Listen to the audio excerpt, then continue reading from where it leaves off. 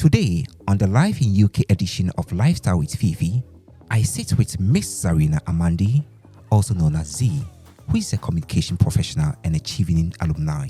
The Chevening Scholarship is by the UK government. It's by the Foreign, Commonwealth and Development Office of the United Kingdom, and it's for international students to study a one-year master's degree program in the UK. We will talk everything scholarship. So there's a lot of misconception about scholarships being for intelligent students, for first-class students, for people who have graduated from certain schools or certain institutions, but that is wrong. And navigating life as an international student. My experience as an international student, I must say, was a really great experience. If you have family and friends, that's a plus, because then they would help you navigate life. My community was like the Chevening community as well, because we're all a group of scholars, and a lot of us are from different countries. So I had some very good friends from Nigeria, from Kenya, from Korea, and all of these places. And because of that, we're able to really support each other, both academically and also in other ways. And we shall get cooking too. So guys, we are ready for our Z Jollof special.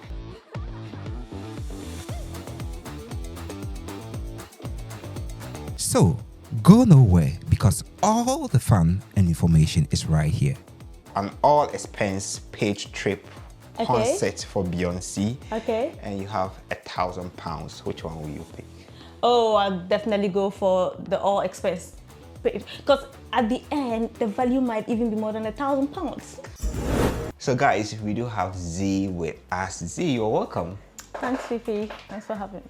How's your summer going? My summer has been very slow, because It's hot today, so why is it slow? I mean, it's been slow because it took a whole month before we started seeing real summer. Yeah. I just hope there's not an effect of climate change, but whatever it is, we just hope that it still stays like this so we can enjoy the summer before it goes. Okay, you're welcome. I mean, Z is also a content creator, guys. I mean, your channel is Z Study Hub. Yeah, and I did watch one of your videos. You stated clearly that one of the misconceptions that we do have is that we always think like scholarship is for only first-class students, of which personally I had this misconception. So way back when I was in uni in Ghana, I attended the University of Cape Coast. Okay. Anytime I see a scholarship post, I go like, oh, this is not for me. I'm not a first-class student. But in your videos, you did state that. Why is it so? That's a beautiful question. I think it's great because this would help us clear the air about the subject. So there's a lot of misconception about scholarships being for intelligent students, for first-class students, for people who have graduated from certain schools or certain institutions, but that is wrong. The thing is that it depends on the scholarship. Some scholarships are highly focused on your academic credentials, others are not. So, for example, the scholarship that I am a beneficiary of is a scholarship that focuses heavily on leadership. It focuses on your experience, it focuses on your potential, and it also focuses on your ability to network and to just be a global leader and change maker. So these are the things they look out for. And I know people who have had like second class lower, but have gotten the scholarship. Okay. And it's a fully funded scholarship.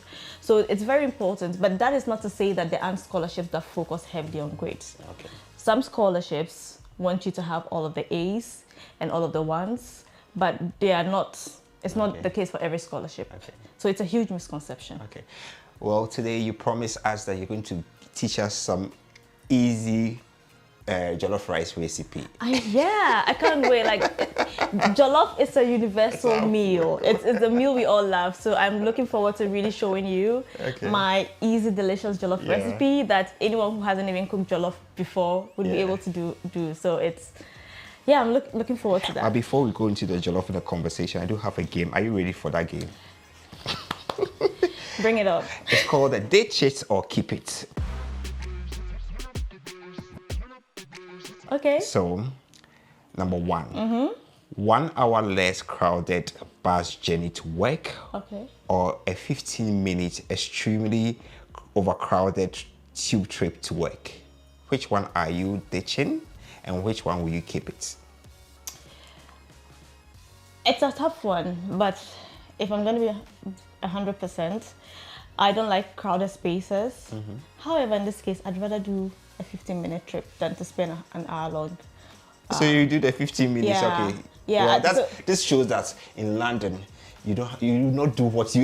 No, because it really is the case. There are times that even when it's not like, there are times I've still experienced crowded trains. Yeah, So I'm like, okay, if I'm going to do 15 minutes, I might as well, so I can get there early and take time. I like to get to work early and then relax before work. The second one, a Saturday night out in central London or a cozy Saturday night with your Netflix account. Oh, the latter. The latter. I'd rather stay at home and watch Netflix. I feel like for now, it depends on the time, but for now, that's like my thing. Okay. I'd rather stay at home and watch Netflix. It's chill. I'm not outside thinking about how to get back home. Like, do I Just call like an me. Uber? Like, it's just too stressful, you know. Just like me, I like my indoor space. Yeah. Who's your favorite artist? Oh, that's a big one. The funny thing about me is I don't really have like straight favorites like that. Like, I'm very flexible. Okay. But if I were put on the spot, favorite artist in terms of like music, that's a hard one. I love Lizzo. Okay. And I love Beyonce. Okay. So if I I'll had use to- Beyonce. I'd go So Beyonce if then. you are supposed to have an all expense paid trip Okay. concert for Beyonce, Okay. and you have £1,000, which one will you pick? Oh, I'll definitely go for the all expense paid, because at the end the value might even be more than £1,000. So I But could the get like £1,000 to can pay your electricity. Sometimes life is not all about work. no, I'd rather take the experience. Okay. I'd take an all expense paid trip, put me into a 5-star hotel, get me some nice food, give me free concert tickets. I'm all for that. I'd rather do that than £1,000. It's not that much. The fourth one, Nigeria Jollof versus, you thought it's Ghana, versus original Senegal Jollof. I haven't had Okay. Senegalese jollof, so I'm just going to. I have had Nigerian jollof, so I know everyone's talking about Senegalese jollof. So in this case, you twisted my arm. I'm just going to give it to Nigerian jollof because I can't vote for something I haven't tried. So Okay, so then you take the Nigerian Jollof. I'll take Nigerian jollof. Why did you come up with this whole easy? So jollof rice is a meal that everyone loves. And not everyone can cook jollof rice. I can't cook it. I can cook it for myself, Yeah. but not for. Yeah, it's a bit tricky. You know, Yeah, jollof yeah. rice just seems like rice. It's a bit tricky. Sometimes it doesn't go as planned. So I think it's good for everyone to be able to cook. It's a basic skill, and jollof rice is something that you can just make for yourself. With just a host of ingredients, not a lot. So that's the reason I thought it would be nice to do Cook the jollof. easiest Easiest. cooking right from work or from school.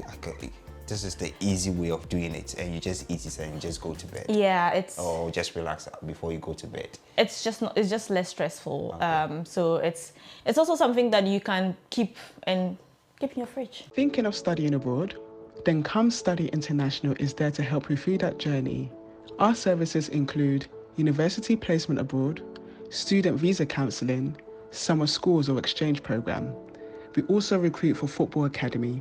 We also organise our annual educational fair where we bring all our partner universities under one roof to speak to our perspectives. Students who have plans to study abroad. If you have plans studying abroad, I will encourage you to visit Come Study International. Colour your world, unlocking possibilities.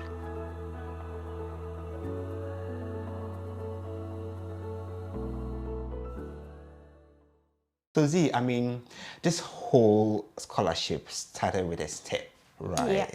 And I want you to take us through how the journey all started.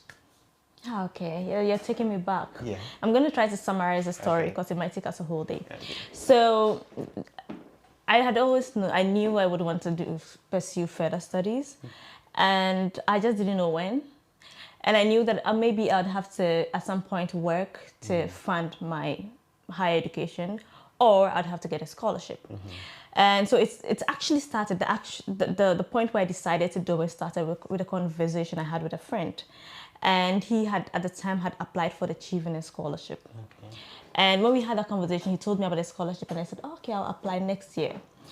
Immediately after the conversation, I started doing a lot of research about the scholarship, and that was how come I found more information about the Chevening scholarship, and then I applied for the scholarship. And so, just for those who do not know what the Chevening scholarship is, the Chevening scholarship. I even don't know. Okay, so let me just give you a very short summary. Yeah. The Chevening scholarship is by the UK government.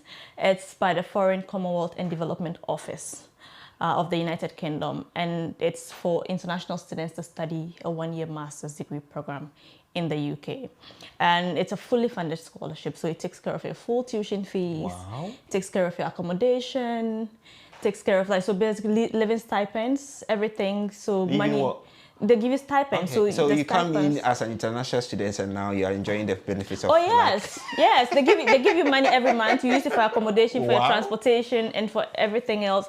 They fly you in and out of the country when you come in. They fly you in and out. They pay for your flight tickets and everything when you come in and when you're going back home. And they also take care of soft life, like we're soft life students. They also take care of your visa expenses. So it's basically a scholarship that you don't have to pay anything for. Even when you're coming to the UK, you have to do some tests for your visa. You have to take a TB test. When you come back, they reimburse the money. So you don't. They know that a lot of people who benefit from the scholarship are from developing countries, or just are people who probably do not have the funds for it. So they take care of everything. They are just giving back to society. So exactly. So it's an actual fully funded scholarship. It's not like that. It's 100%. It's not like 80%. No, you pay 20. It's not like this. No. Okay. So I applied for the Chevening scholarship, and then I applied for to my universities as well.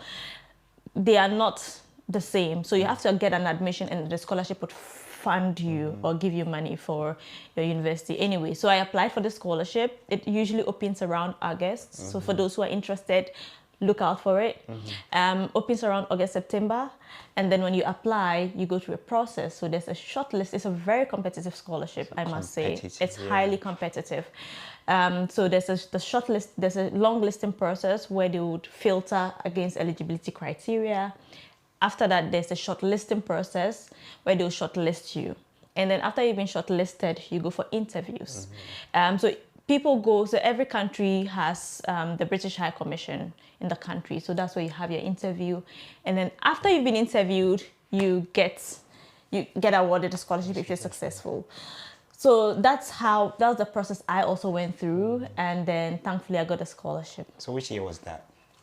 I applied in 2018, got interviewed in 2019, and then got a scholarship in 2019. So I started my master's in 2019. Okay.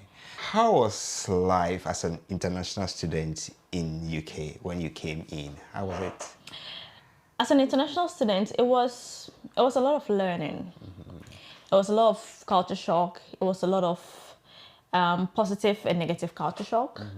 And it was, for me, I studied in a university that had about 70% international students. Okay.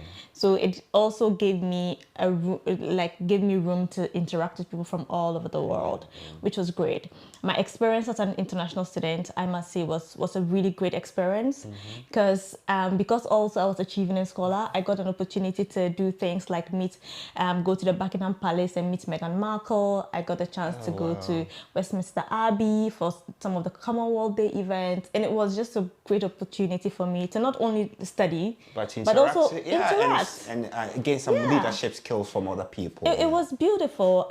So it's also, apart from the academics of it, which I was very satisfied with, because I was very fortunate to study in a world-class university with all of these great professors, and the quality of education was good.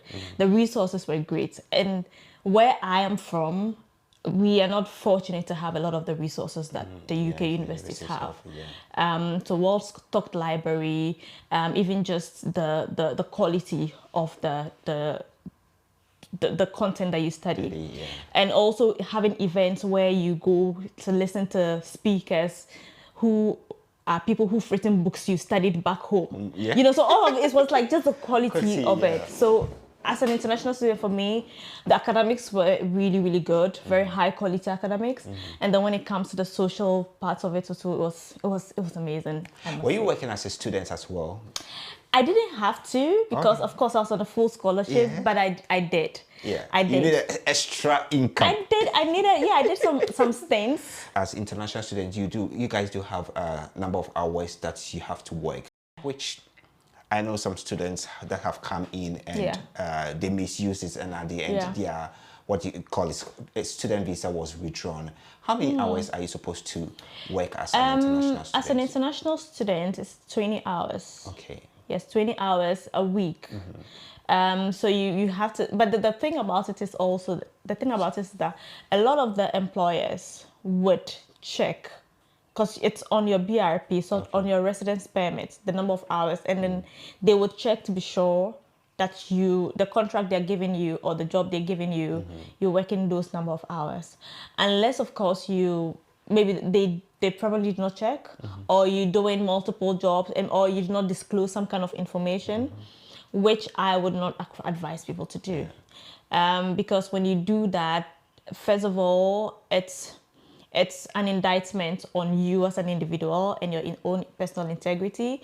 But secondly, as well, you don't want to do anything that would taint your record, because you're living in you're living in someone else's country, and you want to be a law-abiding resident. So it's good they stick to it, because I've learned that some people will overdo the hours, and later whatever authorities get to know of it, and they revoke their visa. So one information out there, guys, just stick to the 20 hours that's you are supposed to work, and don't go like, oh, you came in here so you have to be doing all sorts of hours. So Z, if someone is watching us and wants to also gain a scholarship like how you did right way back in 2019, what are some of the key elements that the person should be looking at so that he or she can gain a scholarship into UK? Okay. So first of all, I would want to start that by saying scholarships are not for special people. So if you're watching and you want to get a scholarship, that's just the beginning. Like the desire to have a scholarship is like what you need, because I think that more than anything, and it's not just about scholarships, if you want to achieve anything at all, what you need more or what you need most to get anything at all is conviction. And I think that did help me a lot during my personal scholarship application. First of all, believe that you can get it. And that belief and that conviction drives you to do the work. So if you want to get a scholarship, first thing is to like, I can get a scholarship. Because if you think you can't get it, you're not going to do the work. I had back then, even looking at the poster, I go like, this is not for me, and I just... You would, because of the kind of content that I create, and because I mentor people who are trying to get scholarships, I have seen over the years the kind of people who eventually get the scholarships and the kind of people who do not get the scholarships. So the people who eventually get the scholarships are the people who are like, so even before they come to me, because they believe that they've done this, and then they just want to double check something, or they want me to read through an essay for them or something. But people who are just like, oh, can you do it for me? Can I pay you to write my essay? Can I do this? So it's just like the people, they just want to, there are people who have those services. I think that the main thing that you can do if you want to get a scholarship is to have the conviction. First, be obsessed with the process of getting a scholarship. The word positive obsessed, obsession, because I feel like I was a bit obsessed with it. Anyway, so much obsessed. But it did good to you. Yeah, it did good to you. I was breathing, eating, sleeping scholarships. I'm sitting in public transport, I'm writing my essays. I wake up very early in the morning, I'm writing my essays. So it's just something you need to know. So now that is out of the way, because I thought it was important, like mentally you need that. The next thing is to do a lot of research. So it depends on where you want to go, which country you want to study. So if you want to study in Canada, if you want to study in the UK, do a lot of research about the scholarships in that country. But I would also advise that be a bit more open, because there are some countries that have more scholarships than others, or you may end up getting a scholarship in country A and not country B. So do a lot of research. And another very vital thing, make sure that the scholarship that you're trying to get would fund the course you're trying to study. I say this because I would encourage people to really study what they want to study and what would be good for their career, and not necessarily because they are getting funding to study. So that's it.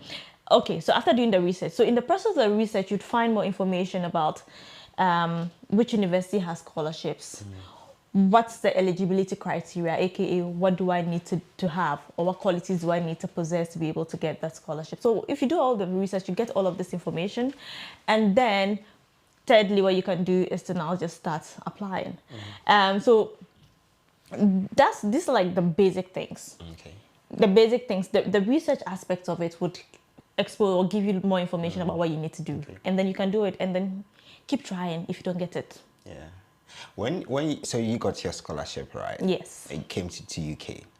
I mean, I had my first culture shock the very first night I came to UK.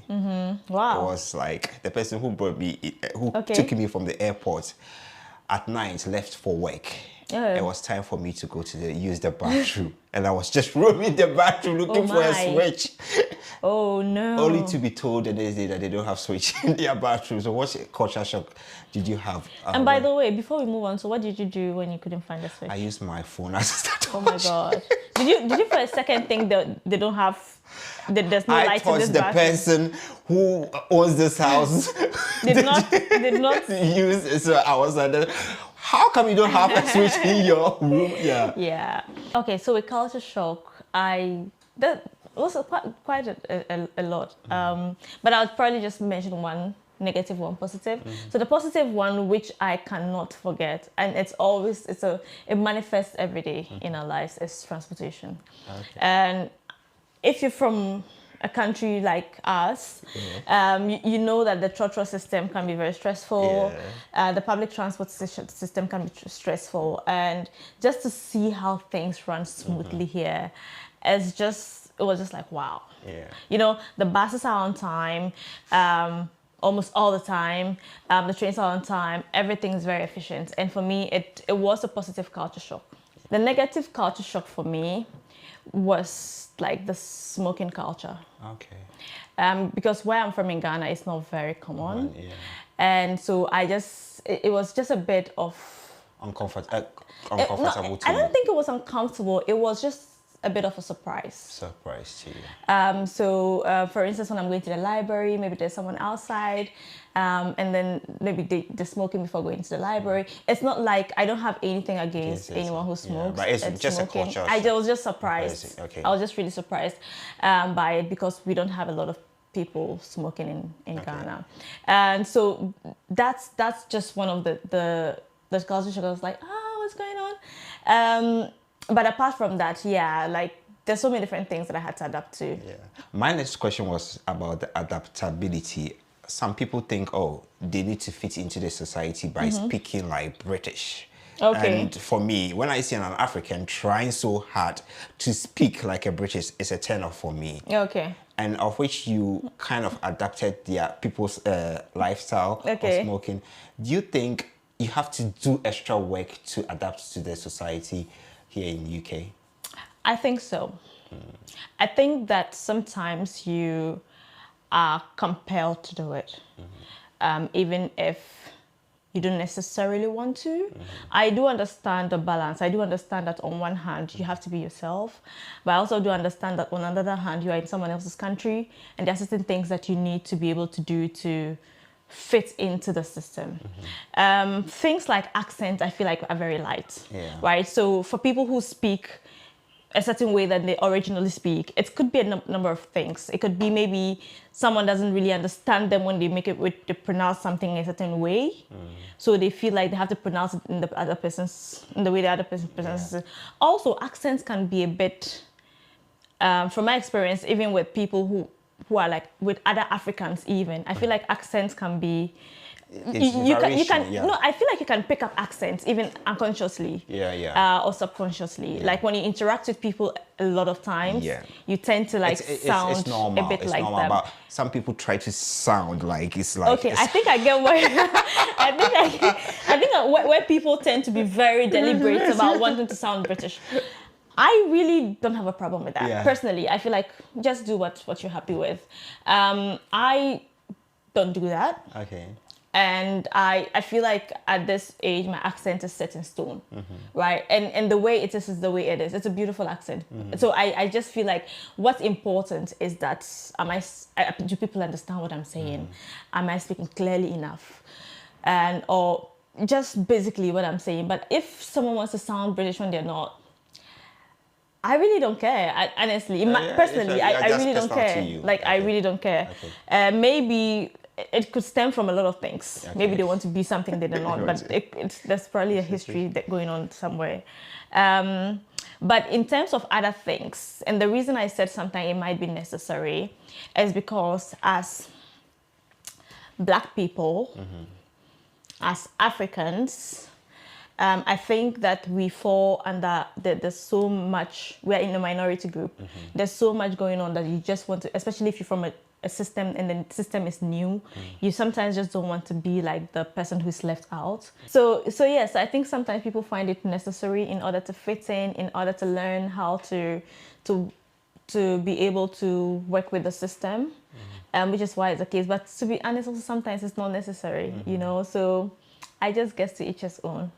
Thinking of studying abroad?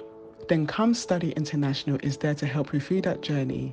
Our services include university placement abroad, student visa counselling, summer schools or exchange program. We also recruit for football academy. We also organise our annual educational fair where we bring all our partner universities under one roof to speak to our perspectives. Students who have plans to study abroad. If you have plans studying abroad, I will encourage you to visit Come Study International. Colour your world, unlocking possibilities.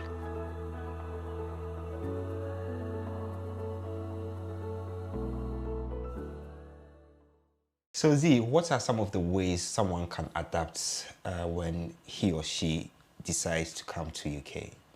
Okay. The most important thing, in my opinion, is community.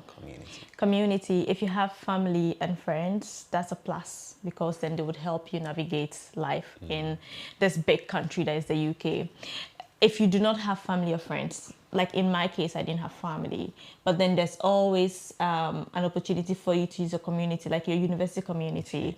And if you have another community, like my community was like the Chevening community as well, because we're all a group of scholars and a lot of us are from different countries. So I had some very good friends from Nigeria, from Kenya, from Korea, and all of these places. And because of that, we're able to really support each other, both academically and also in other ways. For example, during COVID, that was after COVID, we went hiking. We went to some nice place to wind off at the time that the restrictions were lifted. And that's how you're able to support one another. So find your tribe, find your community. A lot of the UK universities also have student support services. So they're counselors.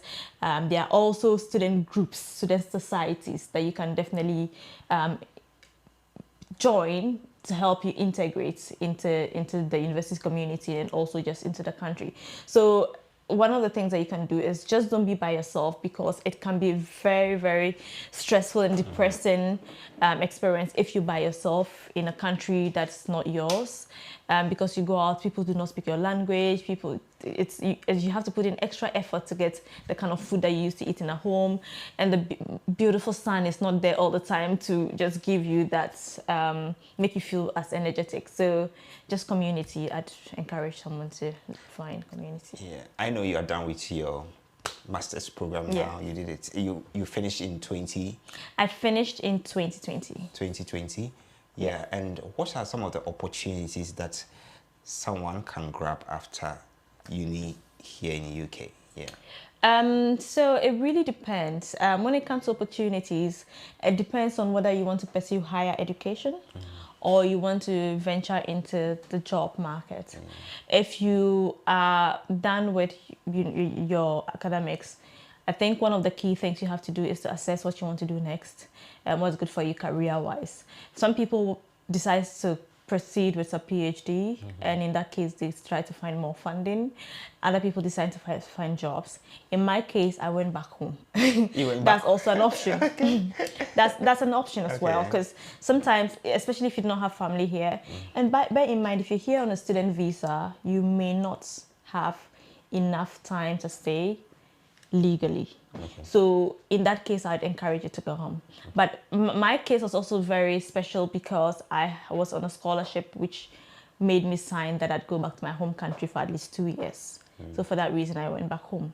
And so all of these are the options. But let's just talk about opportunities. So when it comes to, for instance, finding a job, I would say that this country is one of the places with abundant opportunities that you can explore, from professional stuff to if you want to explore entrepreneurship, if you want to work in other areas.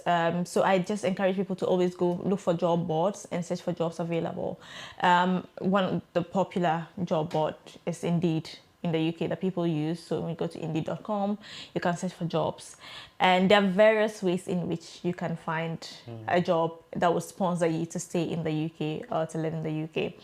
And so if it comes to opportunities, these are the things. Either you pursue further education or you find a job. And in terms of jobs, you just search. I would encourage people, how I would go about it is to look online and apply, and not to go pay someone to find your job, because that can be problematic. I'm also an immigrant just like you. Yeah, and I know that the UK changes its immigration laws as you can wake up in the morning, it's a new thing. So what advice do you have for people thinking that, okay, because as I said, they changed their immigration laws. What advice do you have for people watching in terms of going on the net to, maybe someone went on the net 2 months ago and still holds this information that this is what they want? Yeah. I mean, that's true. The UK changes its laws a lot. Maybe that's why, I mean, not to go into the politics of it, because I wouldn't pretend to know a lot about that. But I could also imagine that that's why the country is the way it is, because they're doing what's in their own interest. So if they feel like immigration is becoming a problem, whatever measures they need to put in place to deal with that, they would. But if it comes to us, those of us who are... I don't know, I was thinking to myself the other day, and I'm like, I don't want to call myself an immigrant. I want to call myself an expat, which I know sounds funny, but yeah, like, because I'm like, if these people come to our country, we call them expats, but why are we called immigrants? But that's on the lighter side. But I think that when you come in, you're immigrating, or you come to the UK, one of the things you need to check is to keep yourself updated on some of these policies. For example, at the time that I was coming here to study, you could come here with your dependents. So I had friends who came here with their wife and their children, and then they had that opportunity for their spouses to work, and then they also worked. They studied alongside, and that worked for them. And it's gotten to a point where they changed that to say that you cannot come with your dependents, which is also something that we don't know how long this is going to last and if it will change again. So the key thing is to make sure that you check, find information. And the key source of information, I would say, is the UK government's website, because it's a very comprehensive website. I think that it's one of the best websites I have seen. Like, it's got so much information, and it is it's like a step by step. I think they know how to communicate in a way that you would get it. Personally, I became British just 2 days ago. Congratulations! And for my journey way back from Ghana, I quite remember someone told me that, do you know what, Fifi, you're a lawyer? I said, I've been to university. I just used their government website. Wow. And from the very day that I started my visa till my British citizenship, I've never used a lawyer. I did it all by myself, by looking at their information, of which is a true testament. Yeah, that's impressive. And congratulations on your British citizenship. Well done. It's very inspiring to know that you can do something by yourself like that, which is why education is very important, because sometimes you just need to follow the steps and ask questions. Yeah, and ask questions. I think our Jollof is calling us. Oh yes, our Ghanaian Jollof. Yeah, and we have the ingredients here. Yes. So this jollof rice is something that I've been making for a really long time, and I can't bet on it. For the ingredients for this recipe, I have here some diced chicken breasts and some shrimp cube as well for this recipe. I've got some tomato paste and some chili as well, blended chili, and some onions, because the onions gives it a lot of flavor, and some rice as well. So this rice is basmati, and I really love using that instead of long grain rice. And we've got some extra protein, eggs. And for those of you who know Eddie Abiu, he's kind of inspired this a little bit. I'm just joking. And then got some oil, obviously, for the recipe. So I'm really looking forward to showing you this recipe, and I'm just gonna take it to the kitchen and then we get cooking. Do you know Eddie Abiu? No. You don't know Eddie Abiu? Okay, those who know Eddie Abiu would understand that these eggs are inspired by Eddie Abiu. He talks a lot about how you should I know that man. Eddie. Yeah, he's a lot of eggs. So that's inspired by him. Okay. Yeah, but that was just a joke. But then we add in eggs for protein, Okay. and then yeah, that's just it. So Z, we almost forgot about these ingredients beside me. Okay, I can help you by mentioning to our viewers. We do have garlic, ginger, and rosemary. So guys, we are ready for our Z Jollof special. Yeah. To begin with, we're going to cook our protein, which is the diced chicken breasts. So I'm seasoning it with some onions and garlic and ginger paste and some salt. I allow it to cook very well together until it is tender. And then I'm going to leave some of the stock for later when we're cooking our rice to help add some more flavor and taste to our rice. So now it is time to make the sauce for the jollof rice. I'm starting with a bit of oil in the pan and proceed to add my blended onions. Afterwards, I'll allow it to simmer for a while and I add my tomato paste. And the tomato paste is, because it's thick, you just have to mix it and allow it to cook for a little bit and proceed to add the chili. And so when you're cooking this at home, remember to add the quantity that you'd prefer, otherwise it could get a bit spicy. After adding my chili, I add a bit of water and allow it to cook for a while. And then it's time to add my seasoning to my stew. One vital thing, like I mentioned earlier, I had my stock cube, which is my seasoning cube, which I add to the rice, to the stew, and my other spices. I am a big fan of rosemary. Sometimes I like to add it fresh, but today I am using dried rosemary. So I'm adding my rosemary to it to give it a bit of flavor as well. The next thing I'm adding is my jollof seasoning, but bear in mind, just feel free to use whichever alternative you have at home or whatever it is that you'd like to add depending on your taste. So these are the main seasoning powders that I'm adding to my jollof rice. And if you like curry powder, I added a bit of curry powder to it to help it taste great. So at this point, I'm going to let my stew cook, and when it cooks, after a couple of minutes, give it about 10 minutes to cook well, and then I can add a bit of chicken stock from earlier when I cooked the chicken, and then add a little more water to serve the base for the rice. So at this point, you allow it to cook for a while so that the flavors get maximized, and then you feel like everything has come together beautifully before we proceed to add the rice.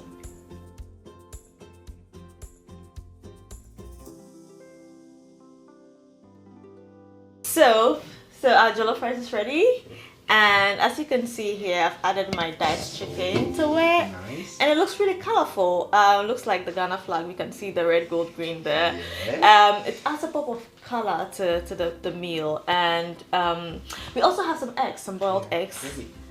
You want to show them? Yes, this is our egg. Yeah, we've actually officially claimed the Ghana boiled egg thing, so we're taking it. So we're going to add some boiled eggs to our meal, and I encourage you, if you're watching, to try this meal. It's really good. If you haven't tried jollof rice before, this is something that you can try. It's quite easy to do. So Z, last words for our viewers. Yeah. Okay, so I assume a lot of people watching us are probably interested in scholarships, studying abroad, and just being their best selves. I think the final thing I'd say is that your dreams and aspirations are valid. I know it sounds cliche, but I think it's something that you definitely should hold on to. And one thing that I also believe strongly in, which I mentioned earlier, is conviction. So if you have conviction, you can actually really go for everything that you want. So be yourself. Remember to take care of yourself, your physical health, your mental health, and most importantly, no one is more important than you are, in the same way that you're not more important than anyone else, so you matter. So take your life into your hands and ask questions if you need anything or any kind of clarification or clarity on anything. Always ask questions. I know it sounds like a lot. I'm trying to fit everything into it, but there's just so much to say. And just to sum it up, I'd just say always work on yourself every day. Yeah. Well, it has been a massive production. And I would like to say a big thank you to our crew, Alan, production manager, Chief, Couscous. They all came to support my new crew members. Yeah. So guys, it's nice to be important, but very, very important to be nice. Make sure to subscribe to the channel. Leave a comment in the comment section. And Z, what's your YouTube channel? So if you are interested in information on education and self-improvement, check out Z Study Hub on YouTube, and I share a lot of useful information there. And also Z Study Hub on Instagram, Z Study Hub on TikTok. Thank you very much for coming. Thank you for having me. Thank you guys for watching. Bye.